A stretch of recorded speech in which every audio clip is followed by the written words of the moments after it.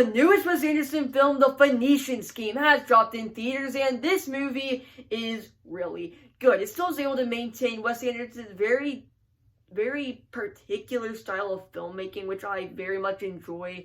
If you want kind of my perspective on this film, Asteroid City is my most favorite Wes Anderson films, and this movie has a lot of the same stylistic decisions as that movie, a lot of the same cast. And this movie basically follows a very absurd tycoon as he keeps on getting these assassination attempts that fail. So he's basically like, okay, yeah, I'm gonna die like at some point soon, so I might as well give my estate away, give everything away. And that's basically this film. He's trying to finalize his project before he dies, the thing he calls the Phoenician Scheme. And this movie is just very entertaining. Our cast, which is really good in this movie. You have Tom Hanks and Bryan Cranston, who aren't in the film a whole lot, but the bit they are in this movie is probably my most favorite part of this entire film. It's just so absurd, like you'd want in a Wes Anderson movie. It is so, like, perfectly, like, funny and well done. Like, the humor's on point basically throughout this entire movie.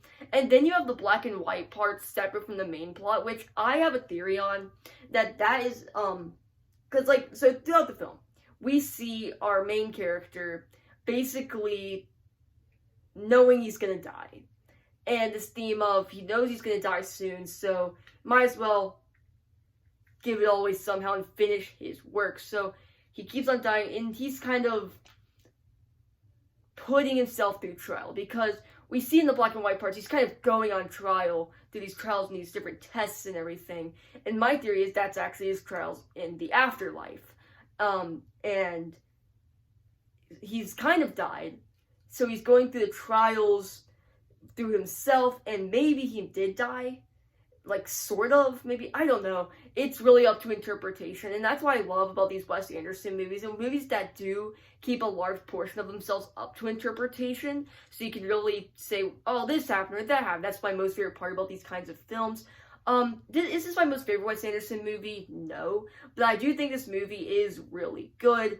Again, we have our three main leads, who I think are really entertaining and have a lot of very good interactions and a really good dynamic that's able to keep up through the entire film and never get stale. They're constantly keeping up with each other, very clever, and there's all these running little bits throughout the film that are able to keep it running the whole time and still keeping it interesting. Like this one little random thing where every time they go and meet with somebody, they're like, hey, you want a hand grenade? And he's like, oh yes, thank you, very nice.